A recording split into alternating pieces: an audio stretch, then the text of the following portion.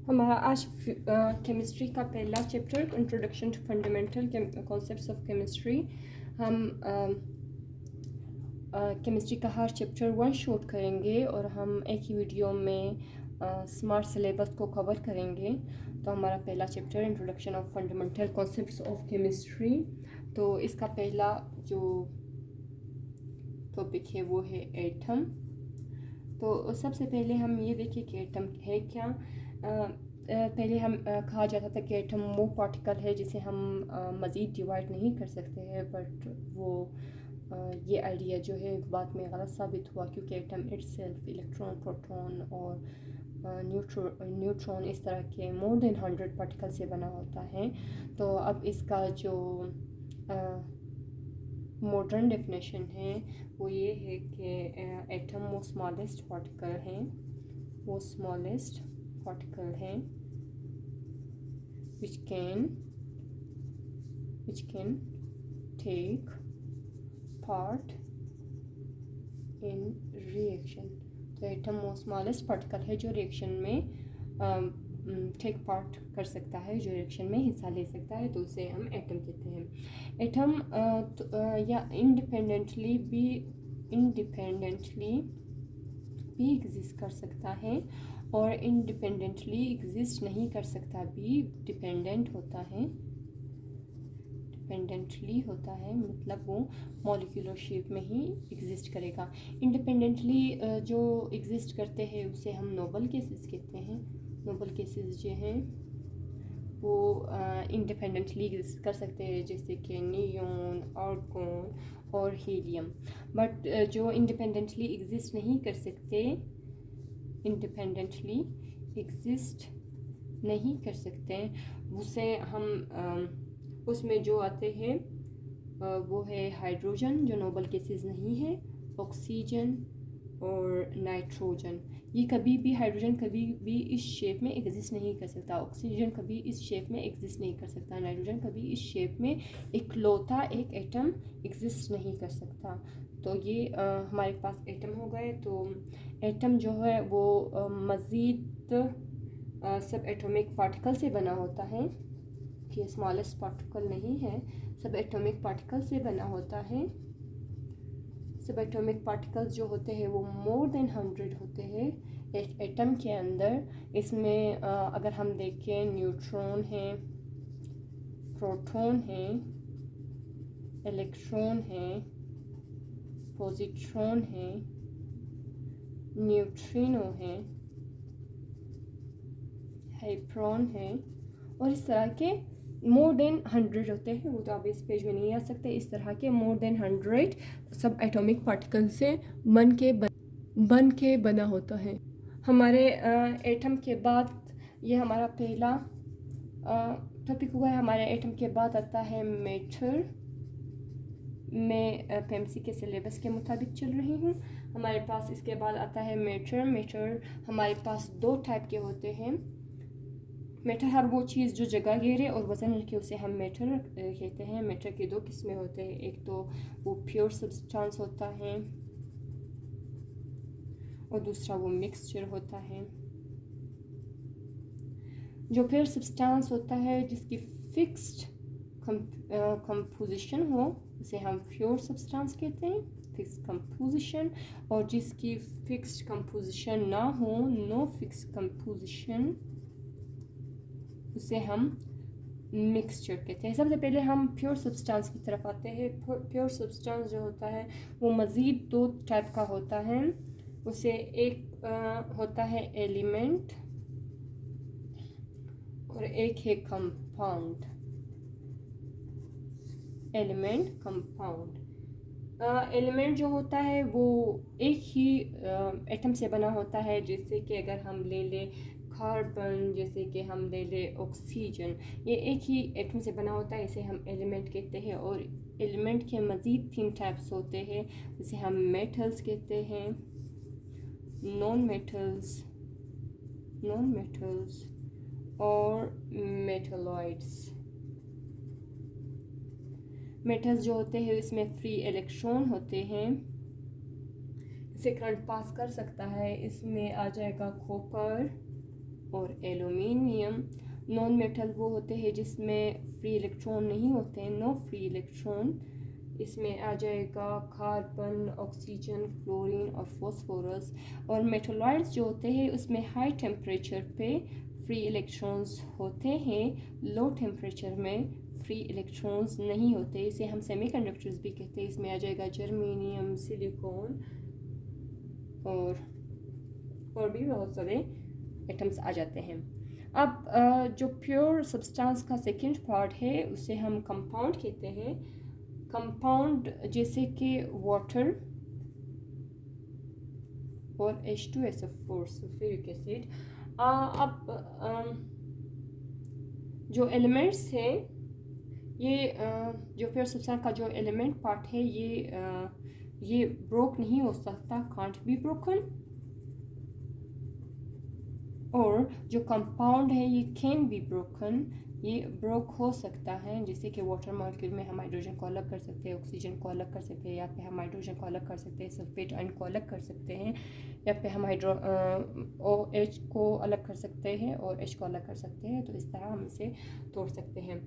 हमारे पास अब मैटर का जो सेकेंड टाइप है उसे हम मिक्सचर कहते हैं। इसे मैं ब्लैक पेन से कर देती हूँ ताकि मिक्स ना हो जाए। मिक्सचर के मज़ीद दो पार्ट्स हैं। इसे हम हेट्रोजीनस और होमोजीनस ठीक है। जो यहाँ पे होमोजीनस है इसका यूनिफॉर्म कंपोजिशन होता है। मतलब जब आप इस मिक्सचर को उठाए तो आपको उसमें अलग अलग सी चीज़ें दिखाई नहीं देती है। जैसे कि हम अगर रेत में कील को रखे तो उसमें हमें कील अलग दिखाई देते हैं, रेत अलग दिखाई देते हैं, तो वो बिल्कुल भी होमोजीनस नहीं होता है। होमोजीनस अगर फॉर एग्जांपल हम मिल्क शेक बनाते हैं, मैंगो मिल्क शेक बनाते हैं, तो मैंगो और मिल्क शेक इस तरह मिक्स हो जाते हैं कि फिर हम डिफ्रेंशिएट नहीं कर पाते कि ये मिल्क है या ये मैंगो है, तो उसे हम होमोजीनस कहते हैं। तो इनकी यूनिफॉर्म कंपोजिशन होती है और ये ट्रू सॉल्यूशन होता है, ट्रू सॉल्यूशन कहलाता है। और इसमें जिस पार्टिकल्स का जो साइज होता है वो लेस देन 1 मिलीमीटर होता है।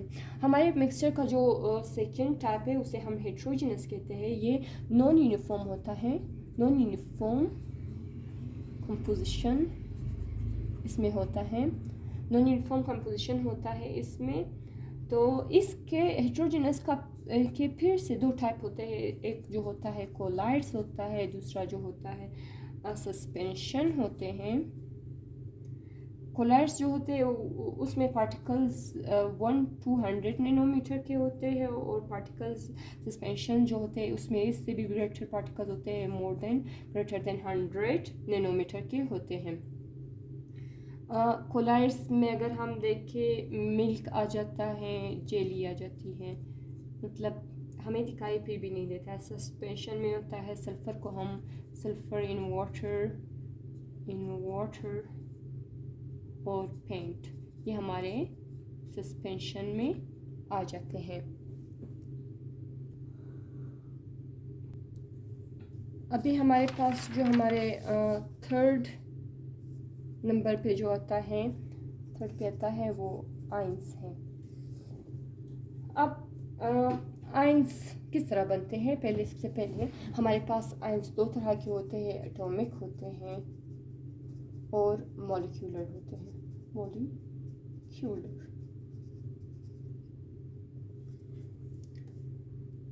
फॉर एग्जांपल हमारे पास एक एटम है A और एक एटम है B। हमारे पास एटम A से एक इलेक्ट्रॉन निकलता है, एटम B के पास जाता है, एक इलेक्ट्रॉन निकलता है, एटम B के पास जाता है। तो हमारे पास ये एटम बन जाता है A+, ये एटम बन जाता है B-। इस तरह से हमारे पास आयन बन जाते हैं। Removal of electron causes cation, gain of electron causes anion। तो ये हमारे पास आयन बन गए। अब जिस एटम से इलेक्ट्रॉन निकलता है उसमें न्यूक्लियर फोर्स ज़्यादा हो जाता है। फॉर एग्जांपल ये एक एटम है, इसके दरमियान हमारे पास प्रोटॉन है और 4 इलेक्ट्रॉन है। इससे अगर ये एक इलेक्ट्रॉन निकल जाए, यहाँ पे होल क्रिएट हो जाए, तो यहाँ पे प्रोटॉन ज़्यादा हो जाएंगे और वो ज़्यादा फोर्स से इलेक्ट्रॉन को अपनी तरफ अट्रैक्ट करेंगे, तो यहाँ पे एटम का साइज कम हो जाएगा विथ 3 इलेक्ट्रॉन।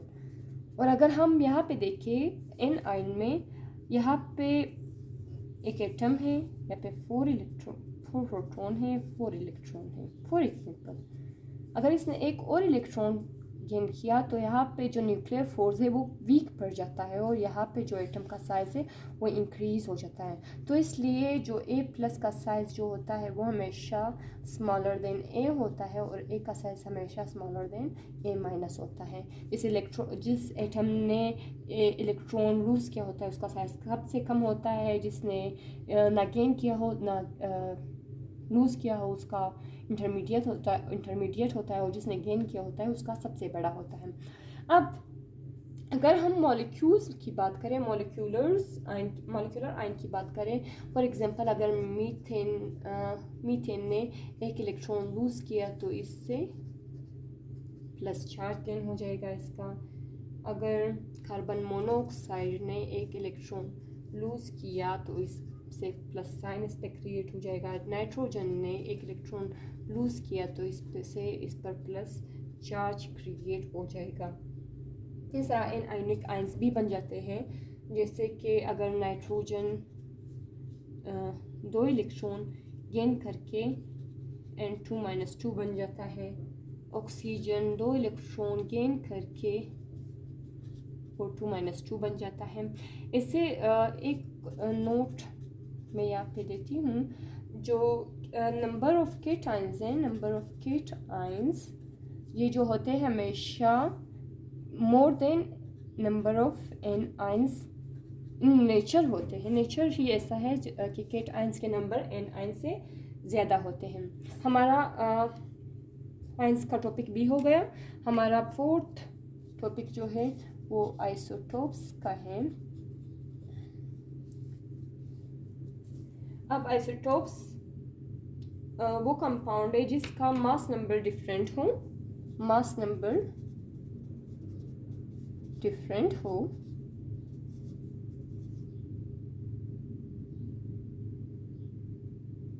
उसे हम आइसोटोप्स कहते हैं। इसमें atomic number, proton number, electron number, electronic configuration, position in periodic table और केमिकल प्रॉपर्टीज सेम होते हैं। केमिकल प्रॉपर्टीज सेम होते हैं। एटॉमिक नंबर सेम हो तो उसमें प्रोटॉन नंबर तो सेम होंगे। अगर प्रोटॉन नंबर सेम हुए, प्रोटॉन नंबर और इलेक्ट्रॉन नंबर्स जो होते हैं वो मेजॉरिटी सेम होते हैं, तो इसमें इलेक्ट्रॉन नंबर सेम हुए। इलेक्ट्रॉन नंबर सेम हुए तो इलेक्ट्रॉन ही इलेक्ट्रॉनिक कॉन्फ़िगरेशन कॉज करता है, तो इलेक्ट्रॉनिक कॉन्फ़िगरेशन सेम हुए। इलेक्ट्रिक कॉन्फ़िगरेशन की ही बुनियाद में हम एटम्स को पीरियोडिक टेबल में रखते हैं, तो पोजीशन और इन पीरियोडिक टेबल सेम हुआ। और पीरियोडिक टेबल की जो पोजीशन होती है उसकी वजह से उसकी केमिकल प्रॉपर्टीज़ भी सेम हो जाती है, तो केमिकल प्रॉपर्टीज़ सेम होती है। मगर इसका एक चीज़ डिफरेंट होता है, मास नंबर डिफरेंट होता है। वो क्योंकि यहाँ पे नंबर ऑफ न्यूट्रॉन्स जो होते हैं वो डिफरेंस होते हैं, तो नंबर ऑफ़ प्रोटॉन्स के डिफरेंस होने की वजह से फिज़िकल प्रॉपर्टीज़ चेंज हो जाती है। नंबर ऑफ़ प्रोटॉन्स ही अगर ज़्यादा नंबर ऑफ़ प्रोटॉन ज़्यादा हो जाए तो वो रेडियो एक्टिव बन जाता है, और रेडियो एक्टिव की इंक्रीज़ होने से हाफ लाइफ भी डिक्रीज़ या इंक्रीज़ हो सकती है और रेट ऑफ रिएक्शन पर भी इफ़ेक्ट पड़ता है। तो ये हमारे पास आइसोटोप्स है। अगर हम आइसोटोप्स को देखें, तो आइसोटोप्स हमारे पास 2 तरह के होते हैं। एक होते हैं आर्टिफिशियल और एक होता है नेचुरल। जो 300 आइसोटोप्स है वो आर्टिफिशियल तैयार किए गए हैं। जो नेचुरल है वो हमारे पास 280 है। यहाँ पे जो हमारे पास 280 में से 40 आइसोटोप्स है वो रेडियो एक्टिव हैं। और जो 240 है वो स्टेबल है। हम इसे एक दूसरी तरह से भी, नेचुरल को हम एक दूसरी तरह से भी डिफ्रेंशिएट क्लासीफाई करते हैं। मैं उसे ब्लैक मार्कर से करती हूँ ताकि मिक्स ना हो। नेचुरल को अगर हम दो तरह से एक्टिवेट करते हैं, इनमें जो होते हैं with odd atomic number and with odd mass number. एक तो ये किस्म आ गया, और दूसरा जो इसका टाइप है with even atomic number and with even mass number. जो ओड एटॉमिक नंबर और ओड मास नंबर के होते हैं वो 126 नंबर है, और जो even atomic number, even mass number है वो 154 है।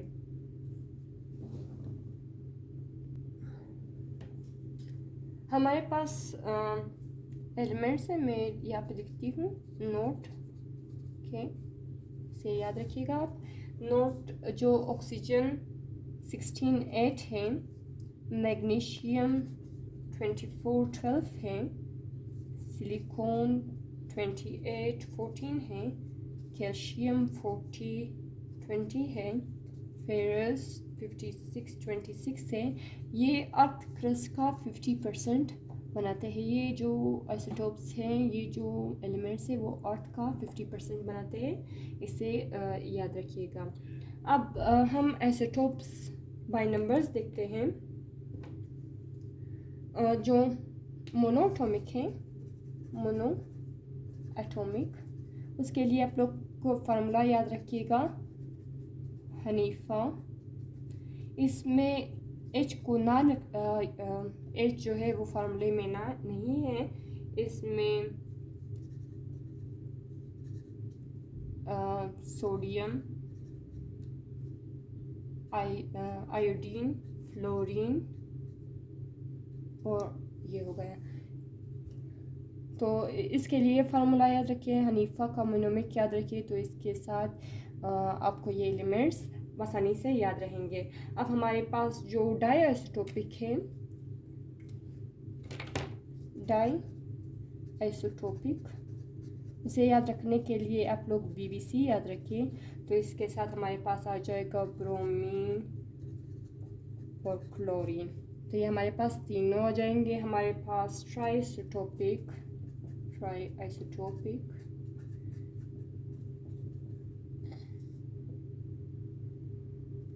इसके लिए आप लोग शोन याद रखें, तो हमारे पास ये carbon, hydrogen, oxygen, nitrogen, neon. हमारे पास टेट्रा आइसोटोपिक में जो आ जाएगा, टेट्रा आइसोटोपिक में हमारे पास आ जाएगा सल्फर। पेंटा आइसोटोपिक में हमारे पास आ जाएगा निकल।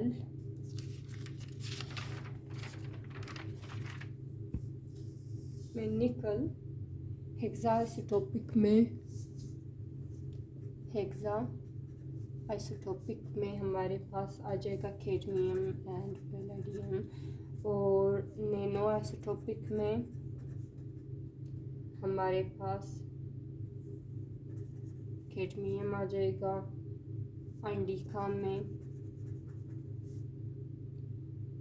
अंडिका जहाँ पे 11 आइसोटोप्स होते हैं, इसमें हमारे पास आ जाएगा। हेक्साडिका में जहाँ पे 16 होते हैं, इसमें हमारे पास आ जाएगा गोल्ड। हमारे पास अब हम आइसोटोप्स, हमारा टॉपिक नंबर 4 था। अब हमारे पास आ जाएगा टॉपिक नंबर 5, रिलेटिव मास। अब रिलेटिव मास क्या है? रिलेटिव मास जो होता है वो दो तरह के होते हैं, रिलेटिव एटॉमिक मास और सेकेंड टाइप होता है relative molecular mass. Relative atomic mass जो होता है, अगर हम किसी एटम का मास कार्बन 12 के मुनासबत से ले तो उसे हम रिलेटिव एटॉमिक मास कहते हैं। एटम मास रिलेटिव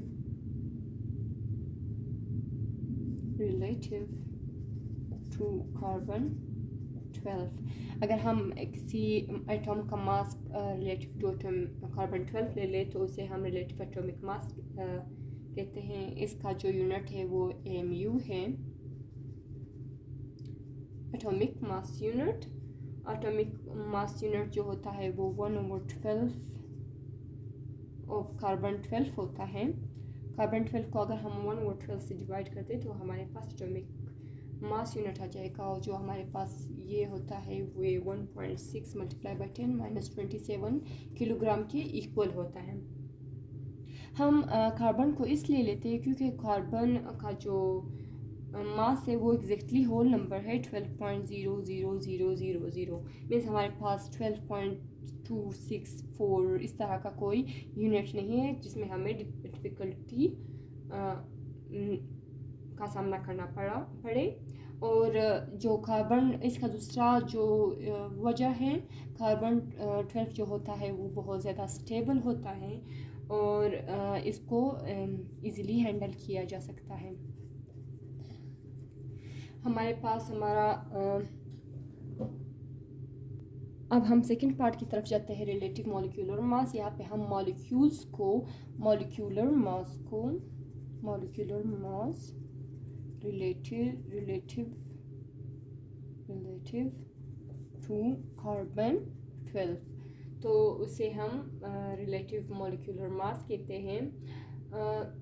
जैसे हम अगर देखें तो वाटर का 18 AMU है और कार्बन का 12 AMU है।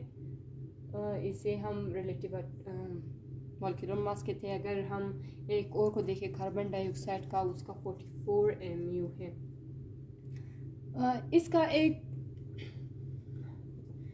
इसके एग्जांपल्स में अगर हम देखें तो क्लोरीन 35 और क्लोरीन 37। क्लोरीन 35 का 75% अबेंडेंस है और क्लोरीन 25 का 25% अबेंडेंस है, लेकिन इसका रिलेटिव आइसोटोपिक मास जो है वो 35 AMU होता है। अब हमारा topic number 6, the most important, mole and Avogadro's number।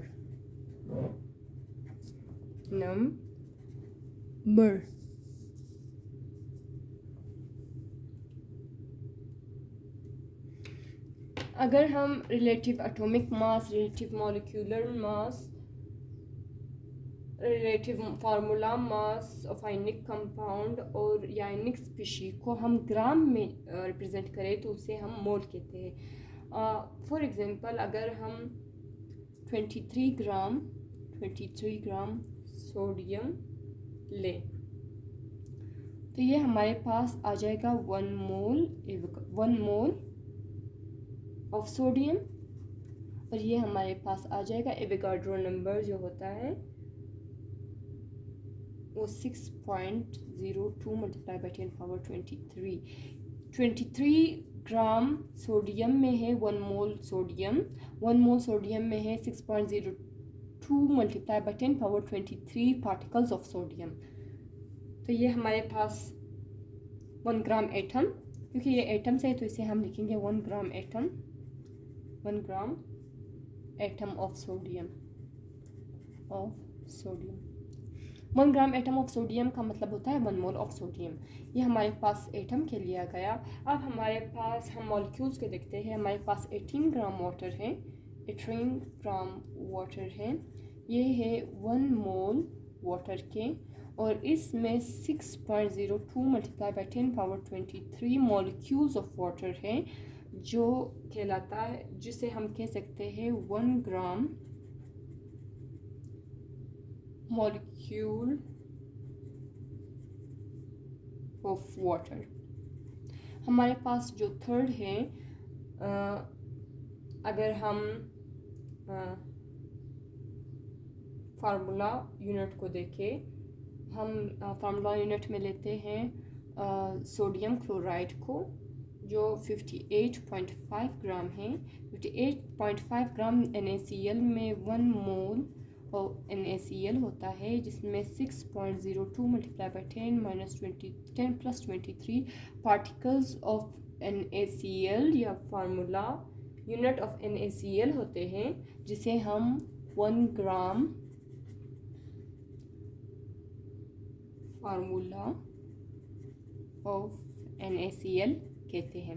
हमारे पास फोर्थ एंड लास्ट, हम अगर सल्फेट आयन को देखें, सल्फेट आयन SO4-2, उसमें 96 ग्राम अगर हम सल्फेट आयन को देखें तो वो 1 मोल NaCl आ जाएगा, और इसमें 1 मोल सल्फेट आयन्स आ जाएंगे, और इसमें 0.62 multiply by 10 power 23 particles of sulphate ions होंगे।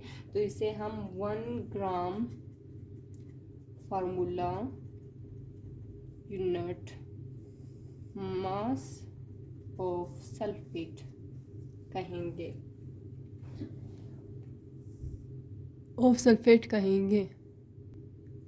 अब हम ये तो कॉन्सेप्ट हो गया मोल और एवोगाड्रो नंबर, यहाँ पे मोल, यहाँ पे एवोगाड्रो नंबर।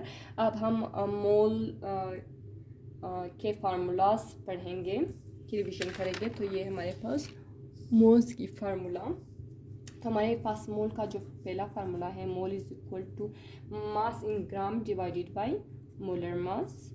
यहाँ पे अगर हमें मास इन ग्राम दिया गया हो और हमें मोल्स मालूम करने हो, तो हम जिस चीज़ का भी मास दिया गया हो उसके मास लिखेंगे, उसको उसके मोलर मास से डिवाइड करेंगे, तो हमारे पास नंबर ऑफ मोल्स आ जाएंगे। तो हमारे पास सेकेंड फार्मूला जो है वो हमें नंबर ऑफ पार्टिकल्स दिए गए होते हैं, तो हम मोल्स को मालूम करने के लिए नंबर ऑफ पार्टिकल्स को डिवाइड करते हैं एवोगाड्रो नंबर से। एवोगाड्रो नंबर से हम उसे डिवाइड करते हैं, तो हमारे पास नंबर ऑफ मोल्स आ जाते हैं। हमारे पास थर्ड फार्मूला है, हमें वॉल्यूम ऑफ गैस दिया होता है, वॉल्यूम ऑफ गैस दिया होता है STP पे उसे हम स्टैंडर्ड वॉल्यूम जो हो जिसकी वैल्यू है 22.414, उससे हम डिवाइड करते हैं, तो हमारे पास नंबर ऑफ मोल्स आ जाते हैं।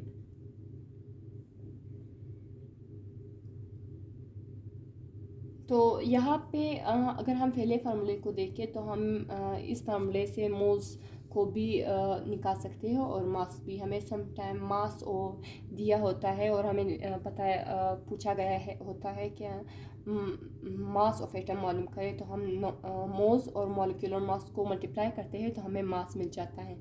समटाइम्स हमें मोल्स दिए हुए होते हैं और हमें बताया गया होता है कि नंबर ऑफ पार्टिकल्स मालूम करें, तो हम मोल्स और एवोगाड्रो नंबर को मल्टीप्लाई करते हैं, तो हमारे पास number of particles of that atom या और दैट मॉलिक्यूल आ जाते हैं।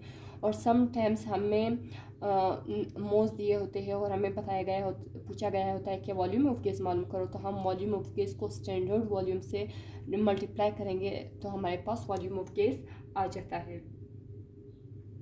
तो इस तरह के ये 3 फार्मूले हैं। ये 3 फार्मूले से हम 6 चीज़ों को मालूम करते हैं, mole, mass, mole, number of particles, mole, volume of gas. तो हमारे पास ये हमारा था टॉपिक नंबर 6। अब हम पढ़ेंगे टॉपिक नंबर 7। हमारा टॉपिक नंबर 7 जो है एम्पिरिकल फार्मूला है, एम्पिरिकल फार्मूला या फिर और मॉलिक्यूलर फार्मूला,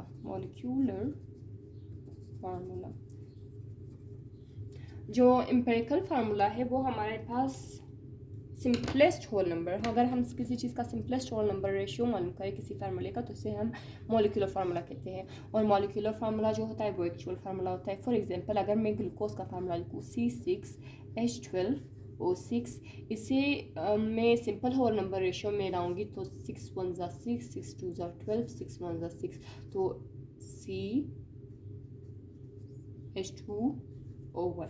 तो ये हमारे पास ग्लूकोज का ये एम्पिरिकल फार्मूला और ये मॉलिक्यूलर फार्मूला। अगर हम बेंजीन का देखें C6H6, तो 6 1 6 6 1 6, तो ये हमारे पास 6CH आ जाएगा। तो एम्पिरिकल फार्मूला, मॉलिक्यूलर फार्मूला जो है वो N multiply by empirical formula है, एम्पिरिकल फार्मूला है।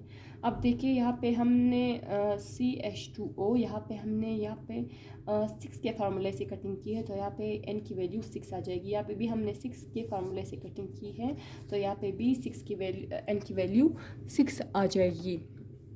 तो यह है हमारे पास एम्पिरिकल फार्मूला। मॉलिक्यूलर फार्मूला जो होता है वो सिर्फ मॉलिक्यूल्स के लिए होता है, फार्मूला यूनिट्स के लिए नहीं होता। सच एज NaCl के लिए मॉलिक्यूलर फार्मूला नहीं होता है, बट NaCl के लिए मॉलिक्यूलर एम्पिरिकल फार्मूला होता है NaCl। हमारे पास जो हमारा टॉपिक नंबर 8 है पहले चैप्टर का, वो है स्टोइकियोमेट्रिक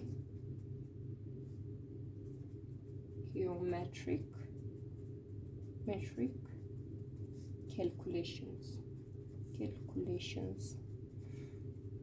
अभी हम स्टोइकियोमेट्रिक कैलकुलेशन की तरफ आते हैं। यहाँ पे हम इक्वेशंस की क्वांटिटेटिव स्टडी करते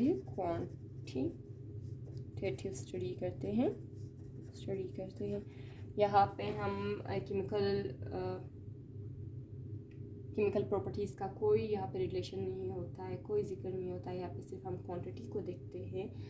तो स्टोइकियोमेट्रिक कैलकुलेशन के लिए जो कंडीशंस होते हैं वो होते हैं कि जो रिएक्टेंट्स हो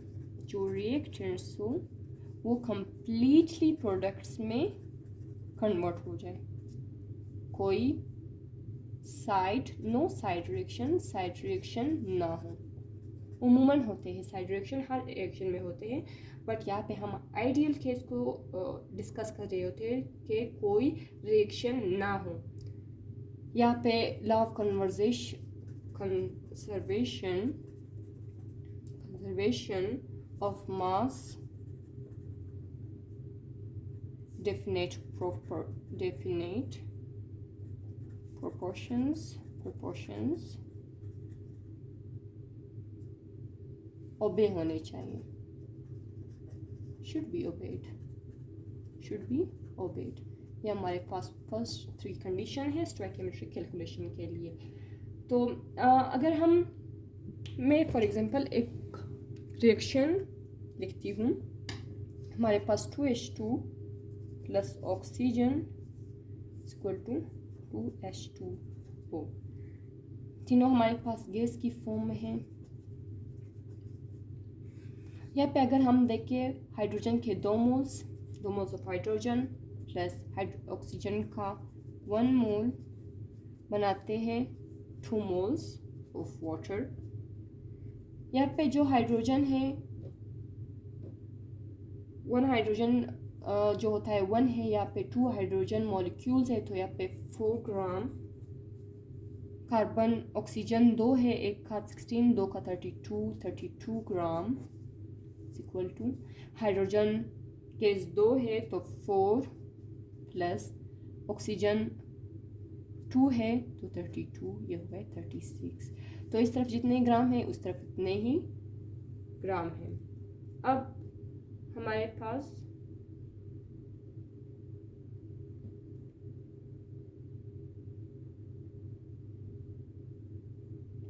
ये ग्राम कंजर्व्ड हो गए, कंजर्वेशन ऑफ मास ओबे हो गया। हमारा टॉपिक नंबर 9 जो है limiting reagent, limiting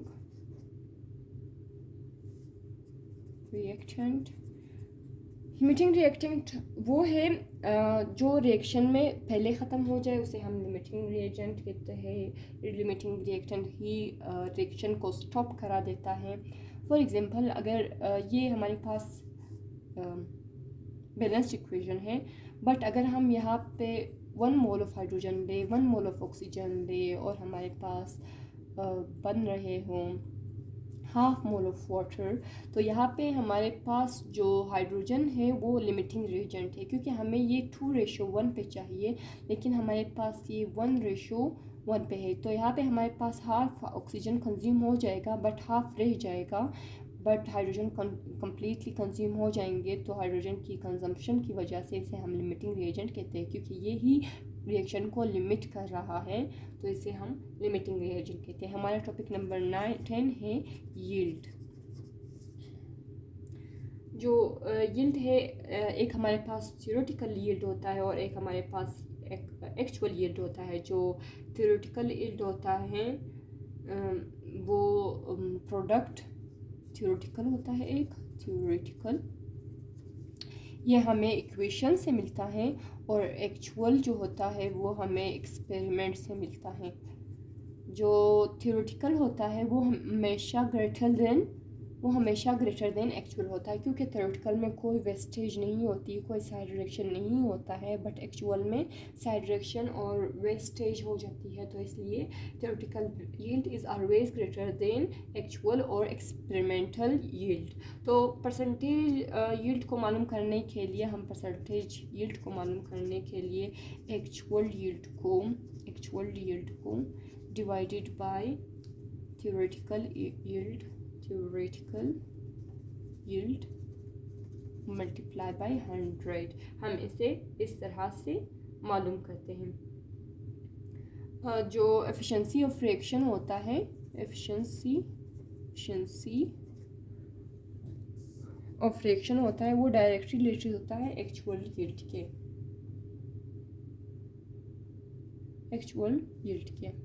actual yield ज़्यादा हो तो एफिशिएंसी ज़्यादा होती है, एक्चुअल यील्ड कम हो तो एफिशिएंसी कम होती है। तो इस तरह हमारा पहला चैप्टर जो है वो 1 शॉट कंप्लीट हो गया। फिर हम सेकंड चैप्टर पढ़ेंगे जो कि है हमारे पास एटॉमिक स्ट्रक्चर। इस तरह से हम 1 शॉट टॉपिक पढ़ेंगे, जो कि हमारे पास चूँकि ये चैप्टर्स हमने फर्स्ट ईयर में पढ़े होते हैं, फिर ट्यूशन्स में पढ़े होते हैं, तो हमारे ये क्लियर होते हैं, हमें सिर्फ रिवीजन की ज़रूरत होती है। तो हम हर चीज़ को डिटेल से नहीं पढ़ेंगे, 1 शॉट पढ़ेंगे और स्मार्ट सिलेबस के मुताबिक ही पढ़ेंगे, सारे टॉपिक कवर करेंगे। और अगर आप लोगों ने पढ़ा ना हो फिर भी आप लोगों को अच्छी तरह से समझ आ जाएगा और आप लोग लेस टाइम में स्मार्ट स्टडी कर पाएंगे। तो इस तरह से हम अपने सिलेबस को कंप्लीट कर लेंगे। ओके, अल्लाह हाफिज़।